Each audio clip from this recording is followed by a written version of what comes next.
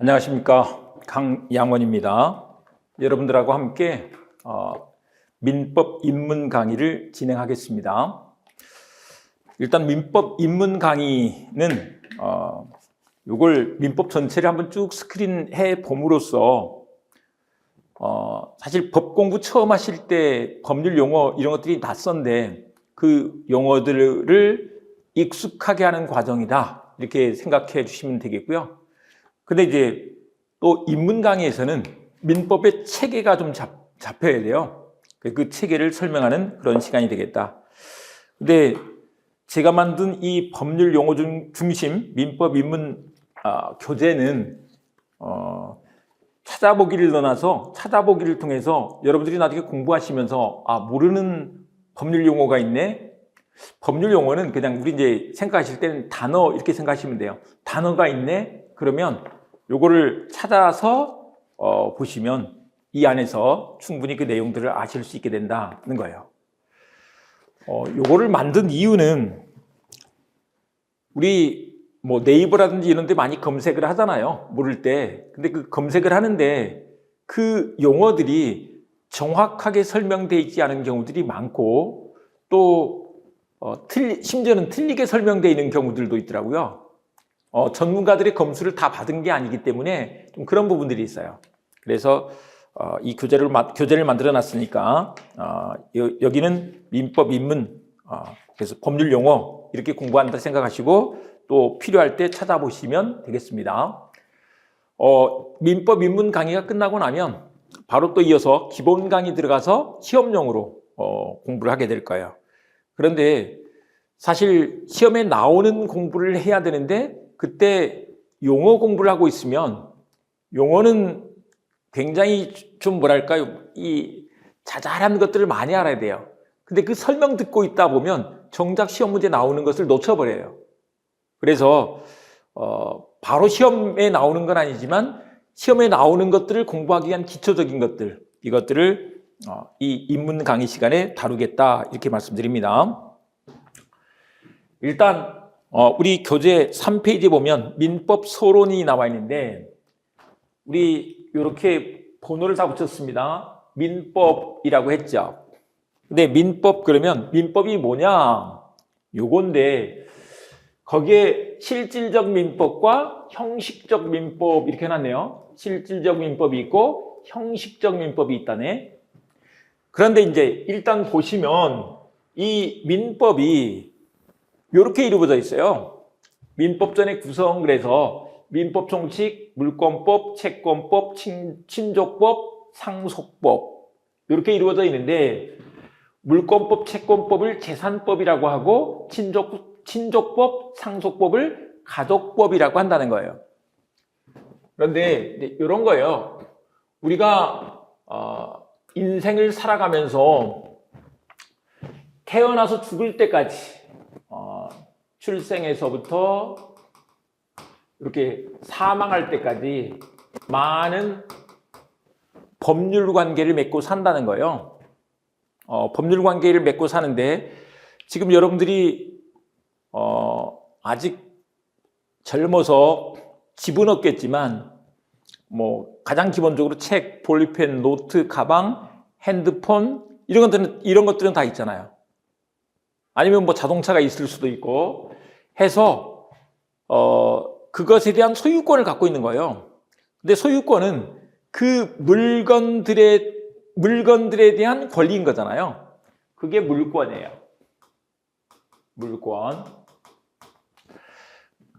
그 다음에 우리 채권 같은 경우는 이제 우리가 노무사 시험 공부를 하시니까 노무사 시험에서는 근로관계를 다룰 거잖아요. 우리가 회사에서 근무를 하고 일을 하게 되면 월급을 받을 채권을 가지게 되는 거죠. 그런 채권도 있지만 또 우리 생활하면서도 많은 채권들을 가져요. 예를 들면 우리가 쿠팡에다가 뭔가 주문을 했어요. 그러면 그 쿠팡에서 제대로 된 물건을 나한테 줘야 될 채무, 나는 채권을 가지게 되는 거죠. 그런 채권 관계가 있게 되는데 요것들이 재산 관계가 된다라는 거예요. 그래서 재산 관계가 되는데 물권을 다루는 법이 물권법, 그리고 채권을 다루는 법이 채권법, 이것들을 재산법이라고 이렇게 부른다. 그런데 한편 내가 태어나서 죽을 때까지 신분관계를 맺고 살아요. 친족관계를 맺고 산다. 아직 결혼하시기 전이면 나는 아빠, 엄마가 누구야? 또 나의 형제, 자매가 있어. 좀 더 넓게 보자면 일가 친척이 있네. 그리고 나중에 결혼하시면 배우자가 있네. 이렇게 된다는 거죠. 그런 것들을 다루는 게 친족관계가 되고, 그걸 규율해 주는 법을 친족법이라고 부른다. 그리고 이제 그러다가 부모님이 돌아가셨어요. 그러면 상속하는 문제가 생기게 되죠. 상속법 이렇게 되는데, 친족법, 상속법 이렇게 되는데, 이것들은 가족관계 사이에서 이루어진다고 해서 가족법이라고도 하고, 일정한 신분관계가 있을 때 인정된다고 해서 신분법이라고 한다. 근데 이것들을 쭉 다뤄주는 게 뭐냐? 민법이다. 근데 민법 그랬는데, 이 민법은 백성들의 법이에요. 그러니까 여러분이나 저나 태어나서 죽을 때까지 백성으로서 시민으로서 살아가면서 여러 가지 법률 관계들을 맺게 되는데, 그것들을 규율해 주는 법, 이게 민법이다. 이렇게 된다는 거죠. 그런데 그 민법 안에 재산법, 가족법이 있고, 그 재산법 속에 물권법, 채권법, 그리고 친족법, 상속법 이렇게 있다는 거죠. 그런데 한 가지 이제 법을 만들 때 보면 여기에 민법 총칙이 있고, 민법 총칙이 있고, 물권법, 채권법, 친족법, 상속법 이렇게 있는데, 이런 것을 총칙이 있으면 각칙이다 이렇게 말해요. 각칙이다 이렇게 말하는데, 각칙이 있다는 거죠. 그래서 총칙, 각칙 이렇게 있게 된다. 근데 우리나라는 법을 만들 때 총칙, 각칙 구성으로 만들어요. 다른 법들을 봐도 마찬가지예요. 법대나 로스쿨 가면 민법 옆에 바로 형법이 있는데, 보통 이제 헌민형 이렇게 말을 많이 합니다. 형법이 있는데 그 형법도 총칙, 각칙 이렇게 돼 있죠. 총칙, 각칙. 근데 이제 왜 이렇게 하느냐? 요거예요. 근데 이제 이런 측면인데요. 가장 대표적으로 우리 시험에도 많이 나오는 거지만, 매매계약, 임대차 계약 이런 거 한번 생각해 보자고요. 우리 일반적으로 매매계약 그러면 부동산 매매, 어른들한테 물어보면 부동산 매매 이걸 많이 생각하실 텐데, 여러분들 같으면 여러분들은 편의점 가서 뭐 하나 사는 거, 커피 하나 사는 거, 아니면 뭐 과자 하나 사는 거, 이것도 돈 주고 사고 팔죠. 돈 주고 사는 거죠. 매매가 된다는 거죠. 임대차 그러면 여러분 그냥 일단 이렇게 하시기가 쉬운데, 여러분들이 지금 만약에 신림동 들어와서 원룸에서 공부를 하고 하시고 계신다. 그러면 그 원룸을 렌트해서 렌트비를 내고 쓰고 있죠. 그게 임대차인데, 사실 그것만 임대차가 아니에요. 자동차를 렌트할 수도 있고요.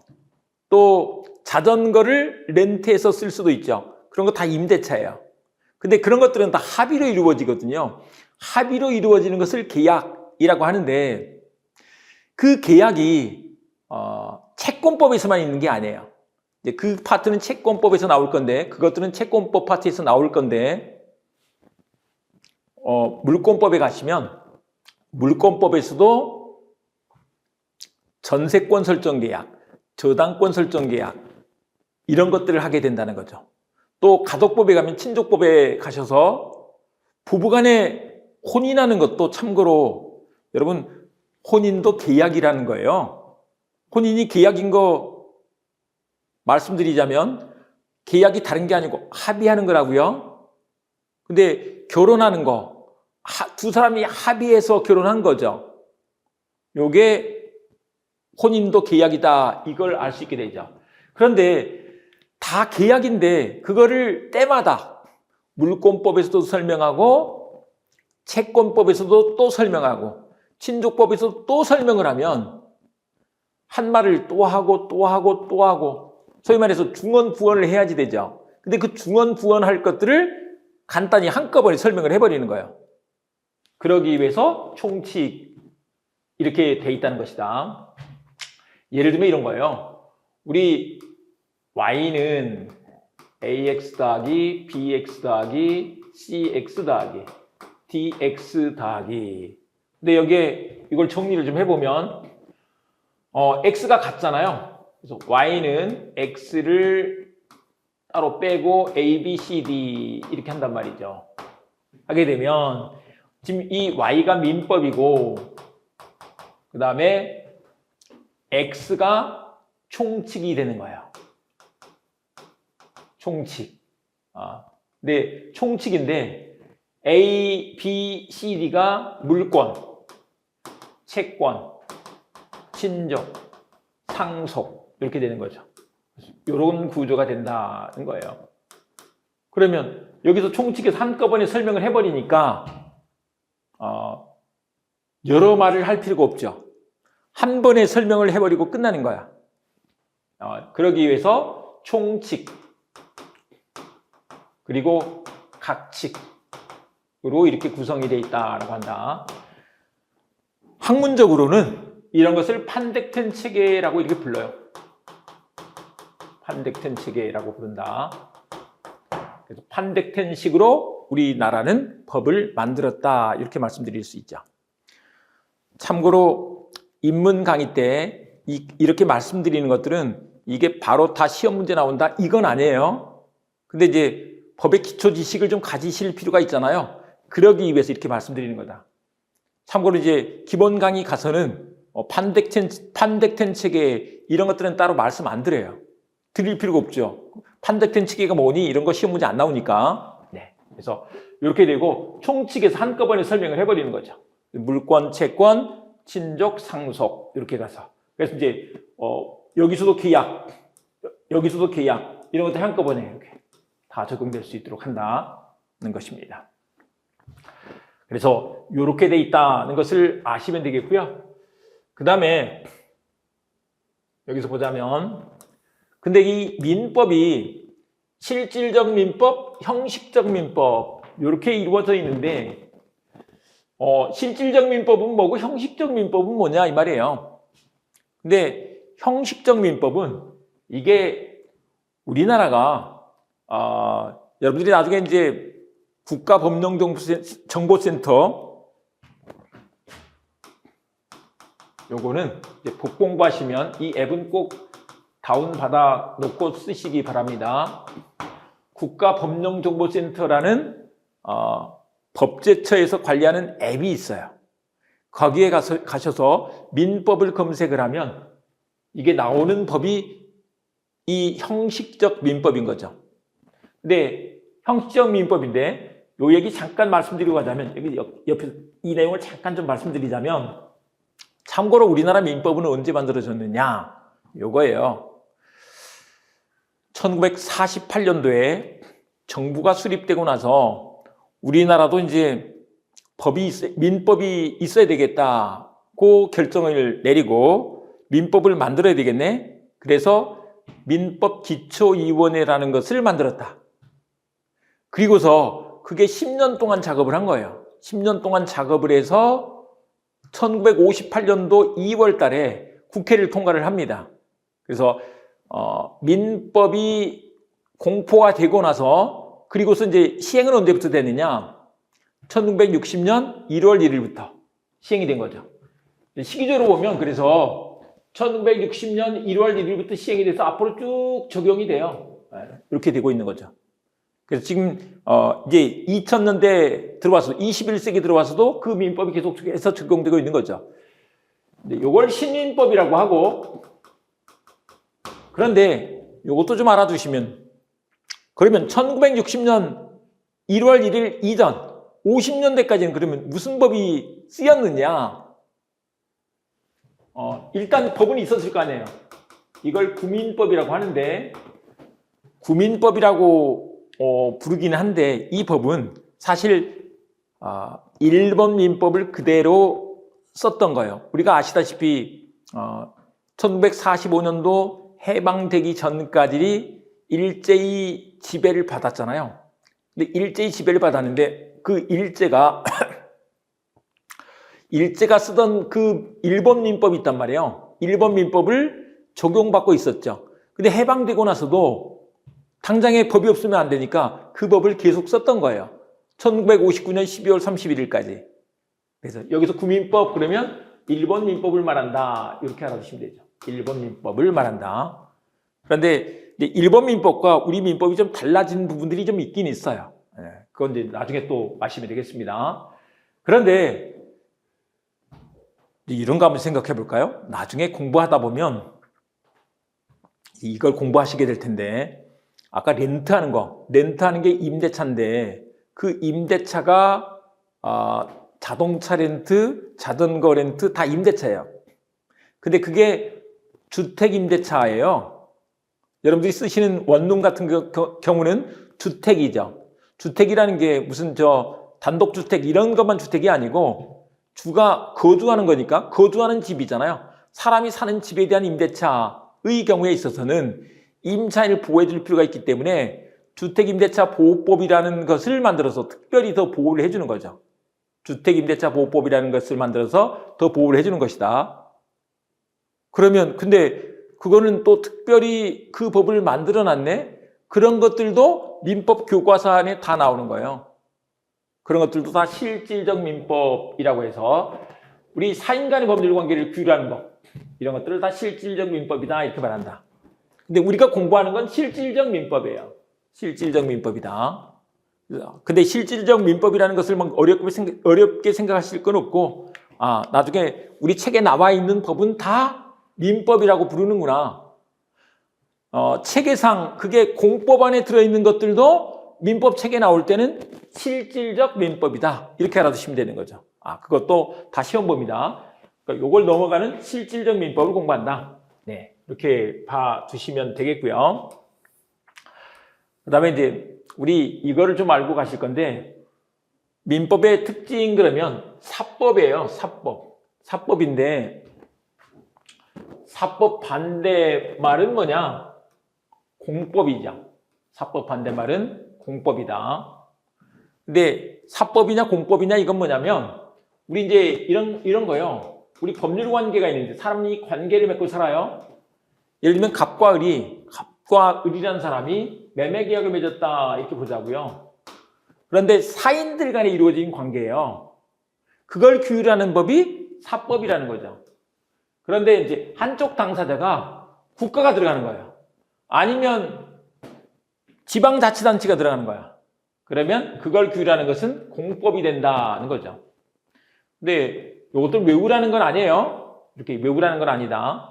헌법, 행정법, 세법, 형법, 민사소송법, 형사소송법, 국제법, 민사소송법, 형사소송법 이런 것들도 공법이 되는 것이 거기 가면 누가 있어요? 법원이 있잖아요. 법원은 국가기관이죠. 그래서 공법이 된다. 그 외에 이제 이 사법과 공법이 같이 섞여 있는 법이 있어. 그런 것을 사회법, 경제법이라고 하는데 사회법, 경제법이라고 하는데 그 안에 이제 노동법 이런 것들도 있는 거죠. 다시. 근데 여기 요걸 정리하고 좀 넘어가 보겠습니다. 사법 안에 아까 우리 재산법과 가족법이 있더라. 가족법을 신분법이라고 한다. 그 다음에 이제 사회법, 경제법 넘어가셔서 보시면 우리 각종의 노동관계법, 사회보장법 이런 것들이 그렇다. 경제법 이런 것들도 있는데 우리 시험과는 관련이 없으니까 좀 넘어가도록 하겠습니다. 그 다음에 이제 민법은 일반법인데 그 일반법 여기서 용어를 잘 아십니다. 일반법인데 이 일반법 반대말로 특별법이 있어요. 근데 특별법에서는 특별법 우선의 원칙이라는 게 있는데 이걸 한번 잘 생각해 보겠습니다. 일단 먼저 보자면 일반법이 뭐냐?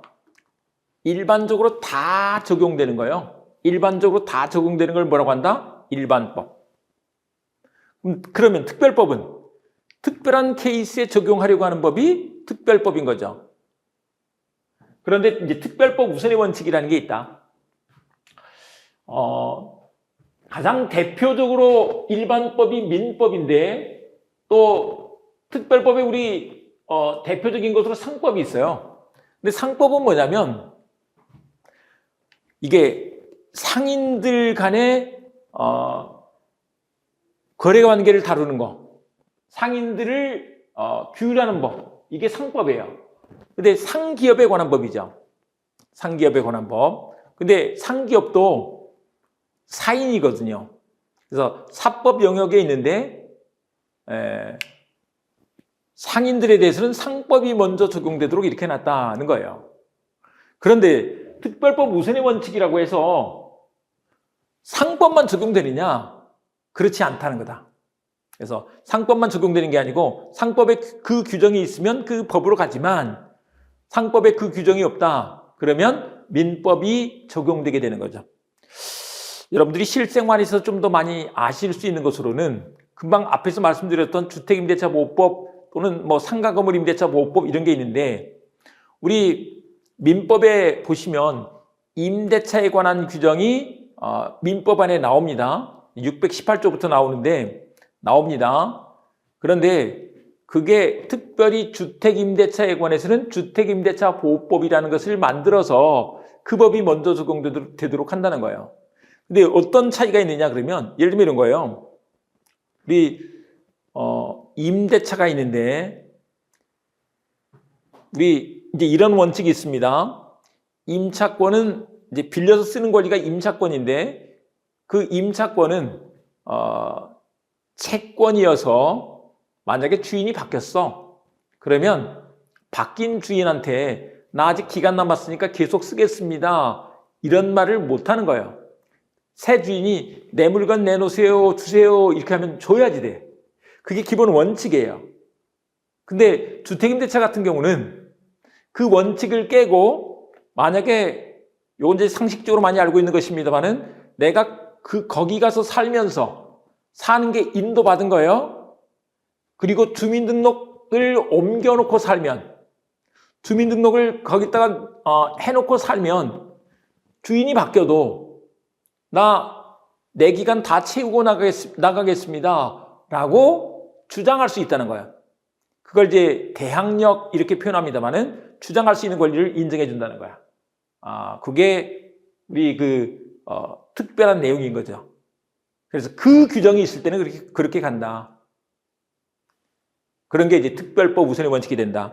그런데 주택임대차에 관해서 주택임대차보호법에서 다 규율하고 있는 게 아니고요. 일반법과 똑같이 다룰 것 같으면 굳이 거기다가 그걸 쓸 필요가 없다는 거죠. 예를 들면 이런 거예요. 임차인이 거기 살면서 뭔가 비용을 지출했어. 뭐 변기가 고장이 나서 변기를 고쳐달라고 했는데 빨리 안 고쳐줘서 내가 사람 불러서 고쳤어요. 아니면 뭔가 재료를 사다가 고쳤어. 돈이 들어갔잖아요. 그 들어간 돈을 주인한테 달라고 할 수 있는 권리가 있는데 그런 것을 비용 상환 청구권이라고 부른다. 민법 제626조에서 규정하고 있습니다만은 비용 상환 청구권이 있는데 그게 주택임대차보호법에 가서 보면 그런 내용이 없다는 거예요.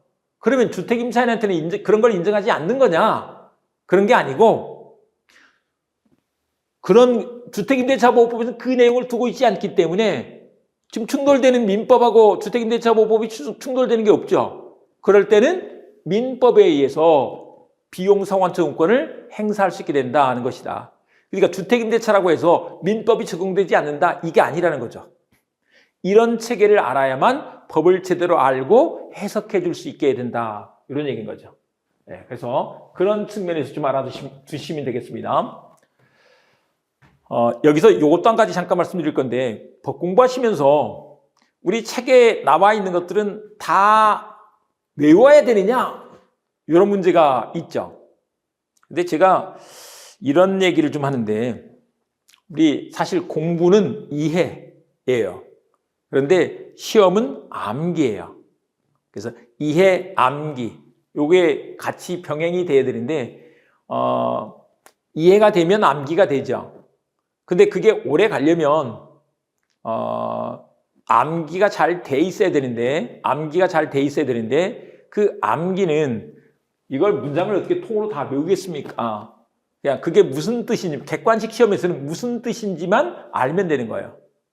그리고 이제 거기에 핵심 키워드 요거를 잘 기억하고 가면 되는 거죠. 그래서 키워드 중심으로 잘 하시고 그다음에 이제 또 시험 문제 많이 나오는데 잘 암기가 안 되는 것들은 제가 암기법을 만들어 놨어요. 하여간 또 이런 오리엔테이션 OT 내용은 제가 기본 강의 들어가기 전에 따로 준비해 드리도록 하겠습니다. 그래서 일반법 그러면 일반적으로 적용되는 것 이렇게 봐주시면 되죠. 그 다음에 이제 특별법은 특별한 경우에 특정한 경우에 적용되는 것 네, 이렇게 봐주시면 된다. 그 다음에 실체법이라는 게 있는데 실체법이 있고 절차법이 있죠. 실체법과 절차법 다 이렇게 비교해서 써놨습니다. 근데 요건 뭐냐 그러면 이제 이런 거예요. 우리 보시면 요런 얘기인데 갑이라는 사람과 을이라는 사람이 매매 계약을 한번 맺어볼게요. X를 100만 원에 매매하는 계약을 맺었다. 이렇게 보자고요. 파는 사람을 매도인이라 그래요. 사는 사람을 매수인이라고 이렇게 합니다. 우리 뭐 매도자, 매수자 이렇게 쓰기도 하는데 공부하실 때는 그냥 법전에 있는 용어로 그냥 알아두시면 돼요. 법전에는 매도인, 매수인 이렇게 나옵니다. 매도인, 매수인 이렇게 되는데 이런 계약을 맺게 되면 보세요. 매도인은 자기가 가진 X라는 물건을 100만 원 받고 팔았잖아요. 근데 돈을 받기 전까지는 이 100만 원을 받을 채권을 가지게 되는 거죠. 그 다음에 매매 계약을 맺었을 때 매매 계약을 맺으면 X를 이렇게 넘겨달라고 하는 또 채권을 가지게 되는 거죠. 상대방은 그에 대해서 채무를 부담하는 거예요. 채무 이렇게 부담하게 된다. 이걸 좀 일반론적으로 얘기하자면 권리의무 관계가 되는 거예요. 그래서 서로 간에 권리 의무를 갖게 되죠. 근데 이 권리 의무에 관한 법 요거를 뭐라고 하느냐? 실체법이라고 이렇게 부른다. 근데 이제 이거 한번 잠깐 생각해 보세요. 이렇게 계약을 맺어서 권리 의무를 갖게 됐는데 이게 이행이 제대로 안 되네. 이행이 안 되는데 그냥 내버려 두면 이게 말이 안 되잖아요. 그래서 이 권리 구제 절차가 필요해. 권리 구제 절차가 필요하게 되는데 이런 것을 뭐라고 부르느냐? 절차법이라고 이렇게 부른다. 그래서 실체법, 절차법 이렇게 부른다는 거죠. 됐죠? 근데 그 절차법 그러면 거기에 이제 민사소송법 이런 것들이 있다. 그래서 실체법은 결국 권리 의무에 관한 것들을 다루는 것이다. 그러니까 민법은 어떤 사람이 어떤 권리를 갖고 어떤 의무를 부담한다. 이런 거예요. 근데 이제 그 권리를 가지는데 그게 이행이 안 된다. 그랬을 때 권리 구제 절차가 필요하죠. 그 대표적인 것이 민사소송법인 거죠. 근데 민사소송법은 이제 소송에 관한 것이고 판결이 났어도 이행이 안 되면 안 되잖아요. 그때 민사집행법 이런 게 있게 된다. 민사집행법에 가면 이제 압류해서 나중에 경매한다든지 이런 것들이 나오는 거야.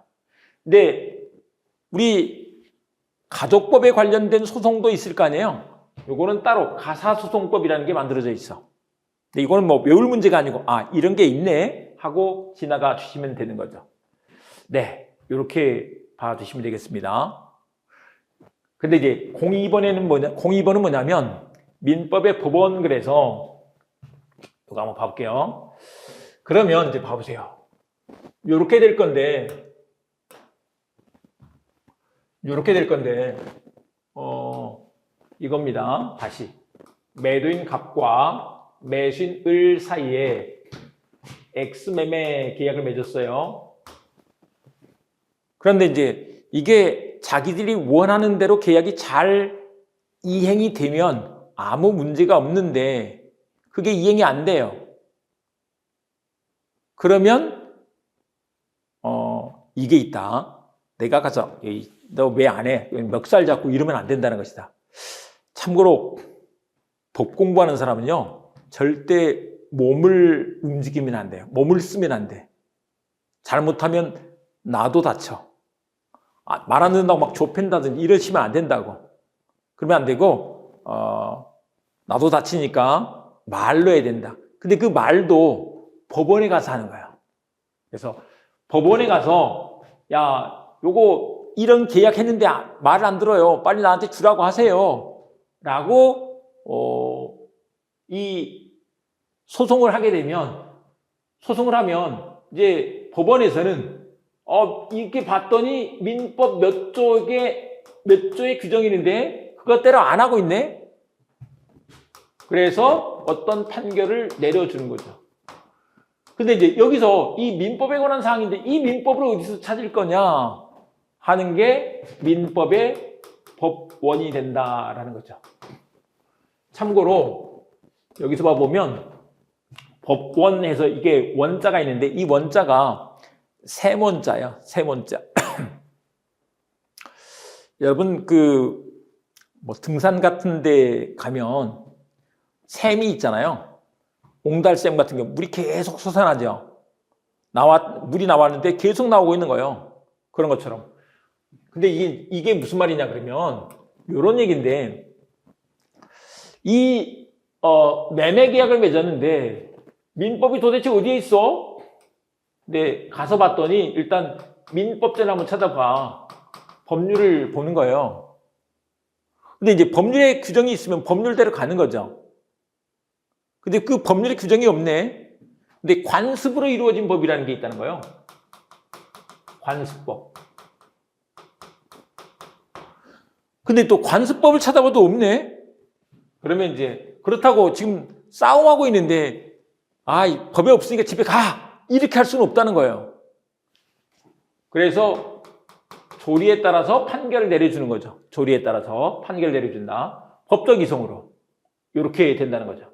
요게 법원이 된다. 법관조 이렇게 되는 거죠. 법관조. 네.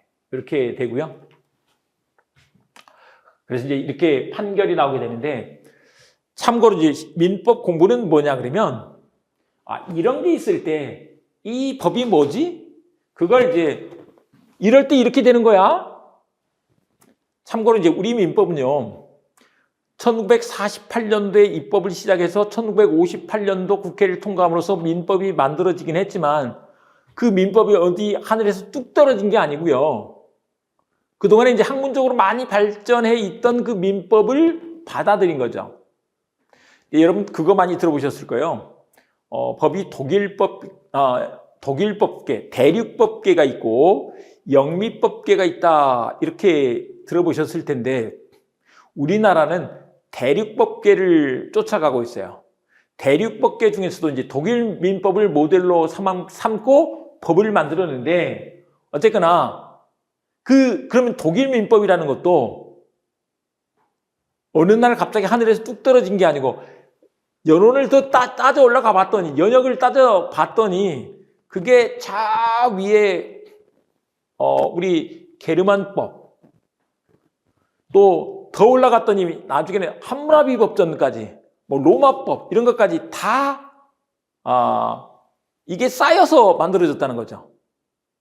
그래서 그게 집대성된 게 민법이다. 독일 민법이었었고 그거를 우리나라 민법이 받아들였다를 뭐 개수했다 이렇게 하는데 속된 말로 하면 카피한 거죠. 카피해가지고 이제 그걸 잘 번역해서 우리 법으로 만든 거예요. 여기서 비하인드 한 가지 말씀드리면 책에는 이제 보통 여기까지만 쓰는데 이제 좀 더 깊이 공부를 해보면 이것도 있어요. 사실 그러면 독일 민법을 갖다 놓고 막 이렇게 했느냐? 근데 그게 아니고요. 우리나라 민법을 만들 때 사실 그때 법률가들이 1948년도에 몇 명이나 있었겠냐고요. 몇 명 없었어요. 근데 그분들이 모여서 만주민법을 갖다 놓고 번역해가지고 일단 모델을 만들어 놓고 그 다음에 좀 다듬었다는 거죠. 근데 그 만주민법이 독일 민법을 모델로 했던 거예요. 근데 그 만주민법이 뭐냐? 이걸 좀 알아두시면 여러분들이 이제 역사적으로 알고 계시는 중일전쟁이 있고 나서 만주국의 그 청나라의 마지막 황제 그 푸이를 만주로 데리고 와서 만주족이잖아요. 만주로 데리고 와서 만주국을 만든 거죠. 그게 일본의 괴뢰국이었었어요. 근데 그때 그 전에 이제 이미 일본 민법이 만들어져 있었는데 일본 민법은 사실 독일법계라기보다는 프랑스 민법을 모델로 해서 만들었었는데 그것보다는 우리가 잘못 따라갔네? 라고 일본 민법 학자들이 생각을 했었다는 거죠. 그래서 그러면 우리가 실험적으로 만주민법을 지금 일본 학자들이 만든 거예요. 만주민법을 독일 민법을 모델로 한번 만들어보자 라고 이렇게 해서 만들었다는 거죠. 그나마 더 잘 정제된 민법을 만든 거예요. 우리가 원하던 그런 민법을 만든 거예요. 일본 사람들이 일본 학자들이 원하던 그런 민법을 만든 거예요. 근데 그거를 이제 우리나라 그때 법률가들이 알았기 때문에 그 법을 갖다 놓고 베꼈다는 거죠. 베끼는데도 10년이나 걸렸다는 거 아니에요?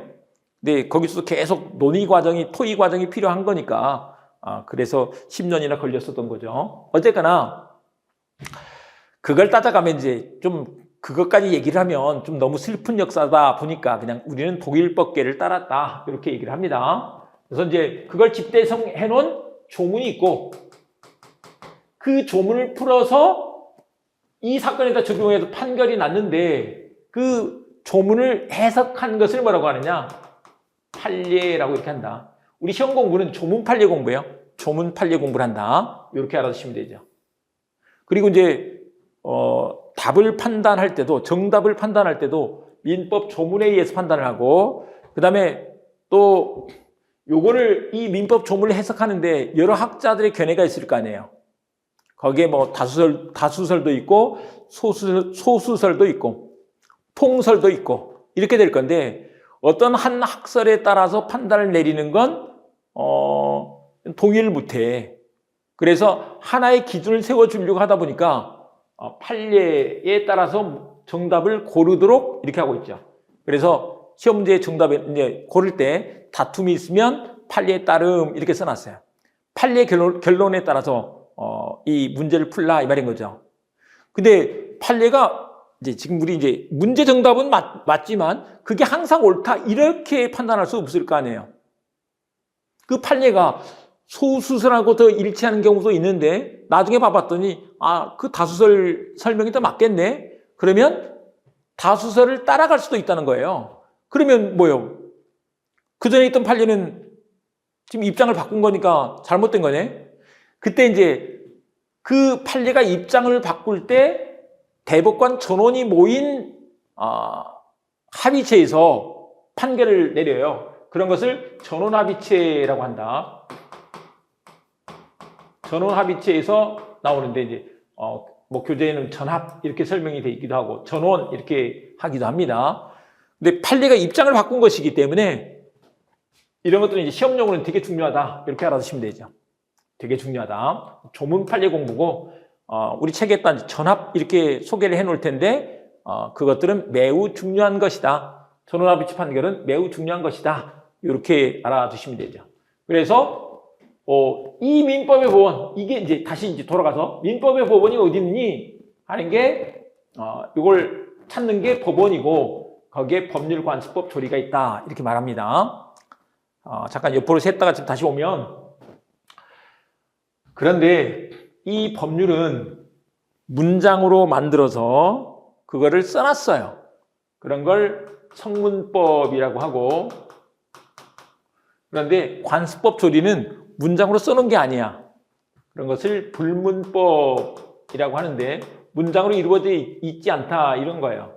그런데 우리 민법에서는 민사에 관하여 법률의 규정이 없으면 관습법에 의하고 관습법이 없으면 조리에 의한다. 이렇게 돼 있어서 성문법을 따라가는 거야.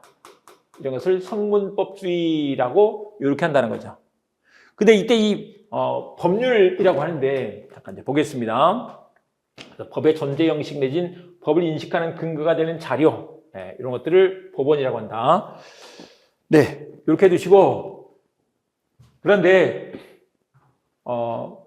우리 민법에서는 이렇게 써놨다. 민법 제1조는 민사에 관하여 법률의 규정이 없으면, 법률 규정이 없으면 관습법에 의하고 관습법이 없으면 조리에 의한다. 그래서 법률 규정, 관습법, 조리 이렇게 해놓고 있죠.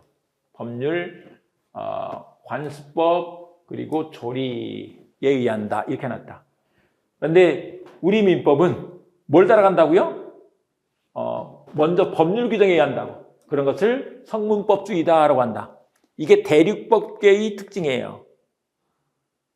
영미법에서는 불문법주의를 취하는데, 여러분 이제 옛날 드라마 중에 하버드 대학의 공부벌레들 하는 게 그런 영화가 있었어요. 그런데 그 드라마에서는 그 사람들이 그 하버드 대학의 로스쿨 학생들이 공부하는 건 뭐냐면 케이스 스터디를 하는 거예요. 이럴 때 어떻게 해결했지? 근데 그때 법원에서 이렇게 판결을 내렸었어. 그러면 그런 선례를 따라가는 거죠. 그런 선례에 따라서. 근데 이제 그런 선례에 따라서 쭉 가는데, 이건 좀 이렇게 규율해 줄 필요가 있어. 그래서 특별한 케이스에서 몇 가지 법을 만들어 주는 거죠. 근데 우리는 법을 먼저 만들어 두고, 그 법의 규정이 없을 때 관습법, 관습법이 없을 때 조리는 그냥 법적 이성에 따라서 판단하는 거예요. 이렇게 하고 있다는 것이다. 의한다 이렇게 하는데 이거는 의거해서 뭐 한다 이런 뜻이에요. 의거해서 이게 법원한테는 의거해서 판결해라 이런 뜻이고, 그다음에 이제 우리한테 주는 일반인들한테 주는 명령은 법에 의거해서 행동해라, 법대로 해라. 결국은 그 법을 적용하는 거죠. 그래서 이렇게 된다는 것입니다. 그런데 이때 이 법률과 관련해서 이 법률은 성문법을 말한다. 성문법, 재정법이라고 이렇게 말하는데, 그래서 이게 국회에서 의결을 하고 대통령이 공포한 그 형식적인 법률뿐만 아니라 넓은 의미에서 이런 것들도 다 법이 된다, 법률이다 이렇게 보고 있다는 거죠. 이런 것들도 다 법률이다 이렇게 보고 있다. 그래서 그거 말고도, 그러니까 민법전 말고도 민법전 이외의 법률에서 규정한 것들이 많이 있다는 거예요. 그래서 민법전에 있는 것만 민법이 아니고 민법전 이외의 법률과 관련해서도 이런 것들이 있다. 민사특별법도 있고 또 공법에 속하는 법규에서도 있고 민법 부속 법률들도 있고, 이걸 외우라는 게 아니에요. 그래서 민법책에 나오면 다 그게 민법이다 이렇게 알아주시면 된다는 거죠. 민법 부속 법률이라는 걸 잠깐 한번 봐보시면 이런 게 있네요. 부동산 등기법, 가족관계 등록법 이렇게 해놨네요. 우리 이제 이런 게 있습니다. 여러분 집을 샀을 때, 아파트를 샀을 때, 아니면 뭐 땅을 샀을 때, 그게 나중에 여러분들이 돈 벌어서 삽니다. 내 것이 되려면 어떻게 해야지 되는 거예요? 내 명의로 소유권 이전 등기를 넘겨받아야 돼요. 근데 이제 우리 민법 제 186조에 가면 법률 행위로 인한 부동산 물권의 특실 변경은 등기하여야 그 효력이 생긴다. 이렇게 해서 등기를 얘기를 해놨는데, 그러면 이제 그 등기를 어떻게 할 것이냐 하는 것들을 민법전 속에다 다 두게 되면, 민법이 참고로 민법이 1조에서부터 1118조까지 엄청나게 많은 분량이에요. 엄청나게 많은 분량인데 그것들을 만약에 다 해준다. 이거 말고 등기까지 다 쓴다. 그러면 너무 많은 거죠. 이것도 한 200조가 돼요. 또 나중에 뭐 공탁에 관한 것들, 이런 것들까지 다 쓰려면 한도 끝도 없는 거예요. 또 한 가지, 이것도 있습니다. 여러분, 혼인을 했어요. 결혼을 했어. 근데 결혼해서 법률적인 부부관계가 되려면, 그걸 이제 법률혼이라고 하는데, 부부관계가 되려면 어떻게 해야 될까요? 여러분들도 알고 계실까요? 혼인 신고를 해야 돼. 만약에 나중에 애를 입양한다고 생각을 해보세요. 입양을 하려면 어떻게 해야 될까요? 법적으로. 그러려면 입양 신고를 해야 돼. 근데 혼인 신고해야 돼. 입양 신고해야 돼. 를 민법전에 써놨는데 그거를 만약에 그 절차라든지 이런 것들을 민법 속에다 다 쓰려면 또 얼마나 더 많겠냐고요. 그렇지 않아도 많은데. 그래서 가족관계 등록법 같은 것들을 따로 만들어 놨다는 거죠. 그 민법에서 한마디로 일을 맡긴 거야. 도구를 준 거죠. 너는 이런 거 규정하고 있어. 그런 것들을 민법 부속법률이라고 이렇게 말을 한다고. 그런데 이게 그 법률 말고도 명령에도 어떤 민법과 관련된 것들이 있으면 그것이 민법의 법원이 될 수 있다. 뭐 위임명령, 집행명령 이런 것들은 여러분들이 보시기 바랍니다. 그리고 이제 그 명령에 가면 대통령이 그걸 했으면 대통령령, 또 총리령, 부령, 총리가 하면 총리령, 장관이 하면 부령 이렇게 되는데 그 외에 또 뭐 대통령의 긴급명령 이런 제도들도 있어요. 그런 것들은 헌법에서 나온 제도인데 어쨌거나 그런 것들도 다 민법으로서 법원이 된다 이 말인 거죠. 그 외에 대법원 규칙이라든지 조약, 그다음에 이제 자치법들이 있어요. 자치법들은 자치단체가 만든 것들이죠. 거기에 조례, 규칙 이런 것들이 있죠. 자치법 이런 것들이 있다. 이런 것들도 다 민법의 법원이 된다. 이런 얘기죠. 네, 이렇게 받으시고 그 다음에 이제 불문민법 그러면 관습법이라는 게 있는데 여기서 뭐 자세한 걸 시험 문제는 나오는 파트인데 시험 문제 나오는 내용까지 다 볼 필요는 없습니다. 근데 예를 들면 이런 거예요. 분묘기지권이라는 걸 한번 봐볼까요? 분묘기지권은 이제 이런 건데 봐보세요. 분묘, 기지권 이런 얘기죠. 기지란 말이 뭔지 모르겠습니다. 미군 기지 생각하시면 제일 쉬워요. 평택에 미군 기지가 있는데 그 미군 기지가 있는 땅이 미군 땅이 아니죠. 그냥 우리 대한민국 땅이에요. 대한민국 땅인데 우리나라가 그 미군이 필요하니까 그 땅을 빌려준 거죠. 그래서 거기다가 무기고 숙소 또는 아니면 뭐 활주로 이런 것들을 만들어서 쓰고 있는 거, 미군이 쓰고 있는 거죠. 근데 분묘기지권은 뭐냐면 묘지를 말하는 거예요. 묘지가 남의 땅에 있는 거죠. 남의 땅에 있는데 그 묘지를 남의 땅에 갖고 있을 수 있는 권리.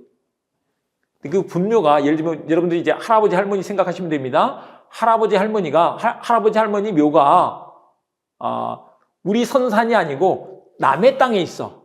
그래도 우리가 벌초도 하고 아니면 추석이나 설에 가서 또 성묘도 하죠. 근데 원래 남의 땅에는 그거 함부로 들어가면 안 되는 거잖아요. 그런데 그걸 할 수 있는 권리를 인정해 주는데 그런 것을 뭐라고 한다? 분묘기지권. 근데 이게 분묘기지권이 민법전에 이렇게 딱 규정되어 있는 게 아니에요. 근데 관습적으로 그렇게 해왔다는 거예요. 근데 그건 지켜줘야 되겠네? 하는 일반인들의 법적 확신이 있었다는 거죠. 그래서 분묘기지권이란 관습법상 권리가 인정되더라. 이런 얘기예요. 그래서 관습법도 그 민법의 법원이 된다. 이런 얘기죠. 그 다음에 이제, 그 외에 조리가 있는데, 조리는 이게 이제 이런 거예요. 법률 관습법 다 봐봤는데, 이게, 규정이 없네. 규정이 없어. 법률에도 없고 관습법에도 없네. 그런데 분쟁은 있는데 이거를 야 너희들 집에 가봐 이렇게 할 수는 없다는 거죠. 그래서 판사들이 생각을 해보는 거예요. 이성적으로 판단했을 때 어떻게 판단하는 게 맞아? 해서 판단하는 게 그 근거가 되는 게 조리다. 법적 이성을 말한다는 거죠. 그 다음에 판례가 법원인가의 문제가 있는데 사실 실무적으로는 판례가 어떻게 말했는지가 매우 중요한 거예요. 판례가 어떻게 말했는지가 매우 중요한 법인 것이다. 그런데 그 판례, 이게 법원인가와 관련해서는 아니다. 이렇게 하고 있다는 거죠. CF로 넣어놨다는 건 아니라는 거죠. 아니다. 판례의 법원성을 부정한다. 이렇게 말하는데 왜 그랬을까? 이제 이거 한번 생각해 보세요. 우리 헌법에서 3권 분립주의가 있죠. 입법, 사법, 행정으로 나눠지는데 입법은 국회에서, 사법은 법원에서. 사법은 뭐냐면 법이 무엇인지 판단하는 기관인 거예요. 그리고 이제 집행은 행정부에서. 그러니까 행정은 집행부에서 하는 거죠. 입법, 사법, 행정. 근데 지금 우리가 법원을 공부하고 있잖아요. 근데 판례가 법원이다 그러면 법원이 결국은 법을 만들어버리네? 근데 사실 실질적으로 보면 그런 영향을 미쳐요. 그게 맞아요. 맞긴 맞는데 그렇게 하면 안 되겠네. 그래서 일단 법원은 법이 무엇인지 판단하는 기관이지 그게 법을 만드는 기관은 아니다. 그래서 판례는 법원으로 보면 안 되겠다. 이렇게 논리적으로는 설명을 한다. 근데 실무적으로는 판례가 그 사건에 대해서 그 법에 대해서 어떤 판단을 내렸는지는 매우 중요한 것이기 때문에 하나의 어떤 법을 창조하는 역할을 해요. 근데 이건 이제 시험에서는 이렇게 판단하면 안 되니까 여기까지 이렇게 해 두시면 되겠습니다. 자, 그 다음에 이제 민법의 기본 원리가 나와 있는데 이 민법의 기본 원리에서부터는 다음 시간에 우리가 공부를 해보도록 하겠습니다. 1교시는 여기까지.